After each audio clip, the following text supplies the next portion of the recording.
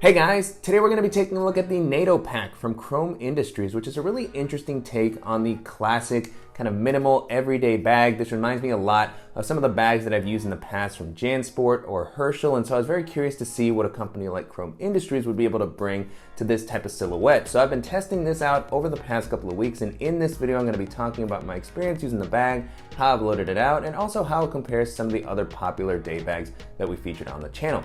Before jumping into the video, I want to thank the company for sending the bag for me to test out. And if you're new here, welcome. My name is Danny, and on this channel, we love reviewing popular travel and everyday carry gear. If you like these types of videos and you'd be interested in seeing more, please consider subscribing as it helps the channel out a lot. So with all that being said, let's go ahead and jump in. Starting off with the outside of the bag, as far as the aesthetic, this has a very classic and simple vibe. It reminds me a lot of the bags that I used when I was in school and going to college. And it's always a look that I really liked. It didn't stand out too much. There's not a whole lot going on, particularly in this black colorway, which I really like. But I also like that Chrome managed to add a few touches that really kind of help it fit into their brand. You have this tarpaulin-like material on the flap, which just gives it a little bit of shininess, it pops, and then you also have the Chrome Industries logo on the front. So some nice touches without getting overwhelming and losing the simplicity of the bag.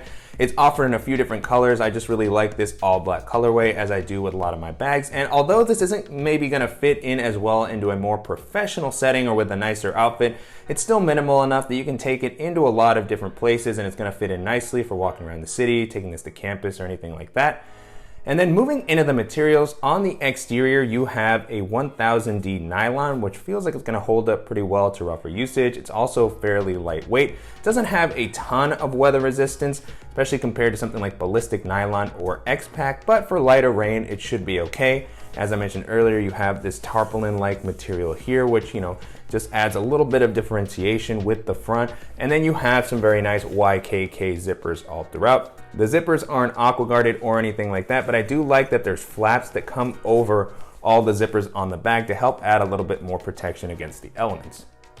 Continuing along the outside, there's really not a ton going on with the bag. It's just very simple. And one of the issues I've had with this style of bag is that there's no external water bottle pockets. This is a common theme with this style of backpack, and so any water bottle that you have, you do have to store on the inside. And then at the top you have a handle that's going to allow you to pick the bag up or hang it up when you're not using it. The handle is a little bit thin. It doesn't have a ton of padding or anything like that, but the material is kind of a seatbelt like material, so it does feel like it's going to hold up well even over the longer term.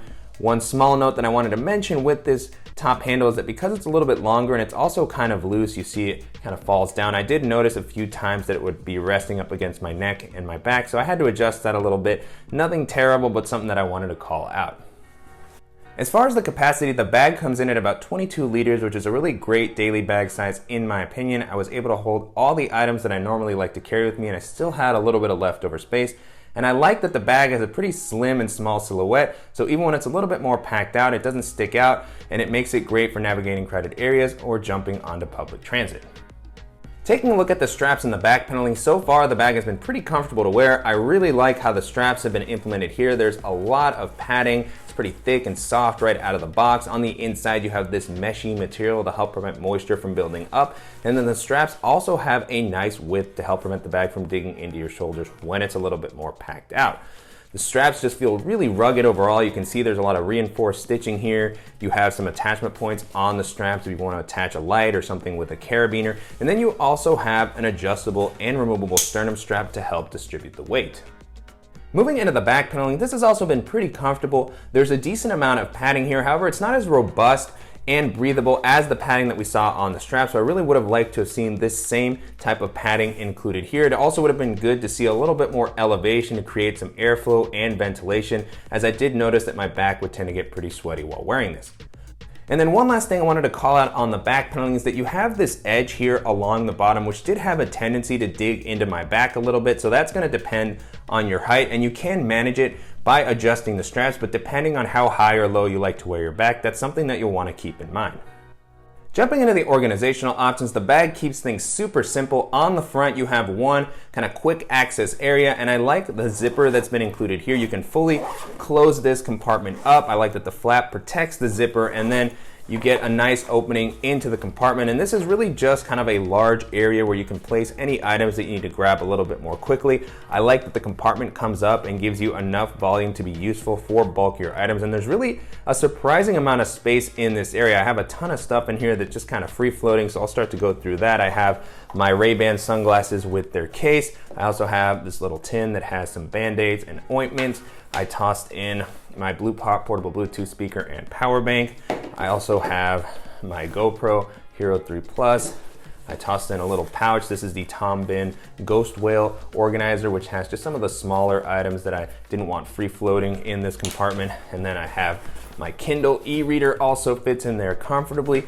And besides that, not a whole else going on, but even with all those items that I had in there, there was still a little bit of leftover space. I could comfortably fit both hands in here. And on the back of the compartment, you have an additional zippered area to help add just a little bit of separation with the rest of the space here. It's also a little bit more hidden, so if you have something more sensitive, that might be a good place to store it. In my case, I just placed a lightning cable to charge my phone, and I also tossed in my wallet. As I mentioned, it just might be a place where pickpockets wouldn't be able to get to it too easily. So a really nice, simple layout here, and I just really love the amount of space that it offers.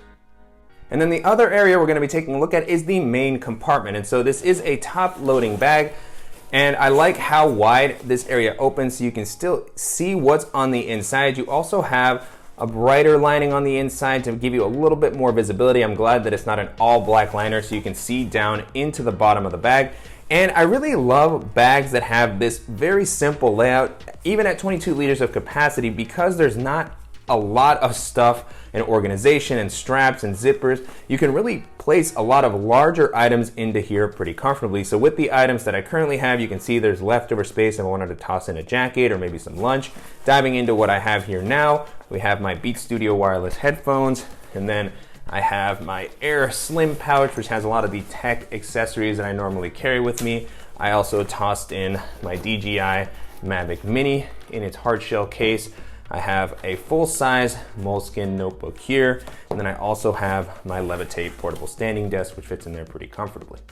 Now with the compartment empty, you can get a better look at the inside, and I really love how much this comes up. This is what makes the bag good at handling bulkier items. It's also going to allow you to use this with a packing cube if you wanted to, take a quick weekend trip with it. And I like that there's a little bit of organization provided as well for any of the small items that you want to be able to reach a little bit more quickly.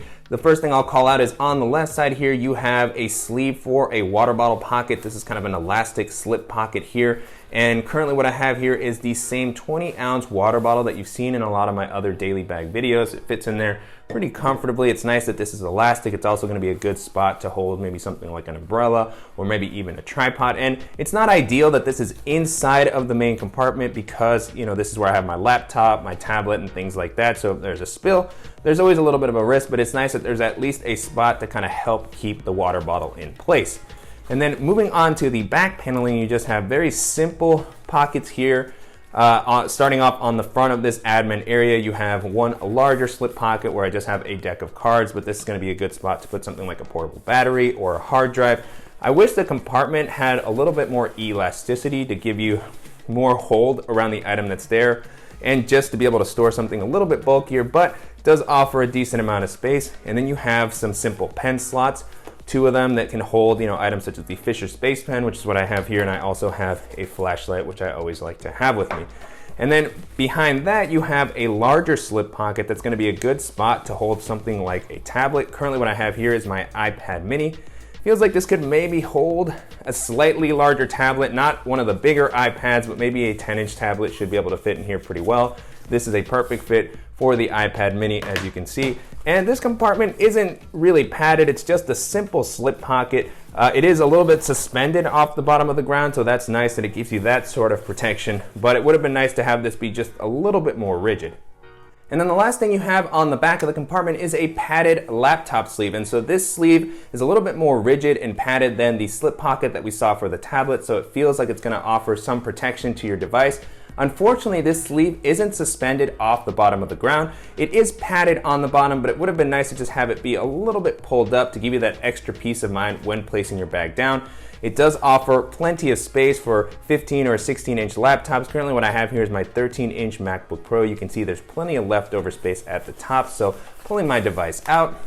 Now the compartment empty, you can get a better look at the inside. So there's no fleece lining on either side of the compartment to help prevent against scratching, but it does come up a decent amount. So if you happen to have a thicker device or you want to use some sort of a case or sleeve, it should be able to fit in here comfortably. So a pretty nice implementation here, even though it's not suspended. With the padding that's included, I still feel like my device is going to be pretty well protected. So a nice job overall in this main area. I really like the amount of space that it has and the simple layout. And if you're interested in a classic and simple backpack that's going to offer a nice amount of comfort and durability, then this is going to be a good option to check out. And so to wrap up, it's been a pretty good experience testing out the Chrome Naito Pack over the past couple of weeks. And you can currently purchase this on the company's site for about $100, which to me feels like a pretty reasonable price considering the features and build quality that this has to offer. And it also compares well to other similarly styled day bags in this price range. And so as I was testing this out, the first bag this made me think of is the Herschel Pop Quiz, which is a really popular bag nowadays, especially among the student college crowd. I've seen a ton of those bags, and it's a nice looking bag. It has a very classic aesthetic, a nice organizational layout. It's pretty comfortable. The bag isn't going to be quite as durable as this one in my opinion. The materials just aren't quite at the same level, but I do like the laptop protection that it offers a little bit more. It just has a more rigid sleeve that also has some fleece lining, so really nice implementation there. And if you're looking for a bag that has this sort of a vibe that's going to give you just a little bit better laptop protection, that's going to be a great option to take a look at. The next bag this made me think of is the Air Day Pack 2, which is one of my favorite tech and everyday bags. That has a much more modern and flashy aesthetic. It has a lot of internal organizational options, great laptop protection, a ton of weather resistance. That bag is going to come in at a little bit of a higher price range, but if you're looking for something that's kind of a top-loading, durable bag that's going to be very comfortable to wear and just give you a little bit more organization, then that's going to be a fantastic option to take a look at. Another bag this made me think of is the Bellroy Classic Backpack, which is a very stylish and minimal everyday bag. It's one of my favorite bags to take into the office. It just has a really cool, clean look, very sophisticated, durable materials. It's also one of the most comfortable bags that I've tried out. I really love the harness system on that bag. It's going to be a little bit more comfortable than this one in my opinion. It's also going to come in at a higher price range. It has great laptop protection, a simple layout, and so if you're looking for something that's going to offer some extra comfort and just a little bit more of a professional vibe, then that's going to be a great option to keep in mind. And then the last option that I'll mention here is the Evergood CHZ22, which is a fantastic minimal everyday bag, very comfortable harness system. It has a much more minimal and clean aesthetic than this. It also feels like it's going to maybe work a little bit better in the outdoors. It has a suspended and protective laptop sleeve, a very simple organizational layout, even simpler than this one, but it works very well, particularly if you don't like having too much extra stuff in your bag. It also has some great external water bottle pockets, so if you have a little bit of a higher budget and you're looking for a durable bag that's going to give you those external water bottle pockets, and that's going to be one of the best options that you can take a look at. With that being said, the Naito Pack holds up pretty well against all those bags, and if you're looking for a classic and minimal everyday bag that's going to offer a nice amount of comfort and space, then this is going to be a good option to take a look at.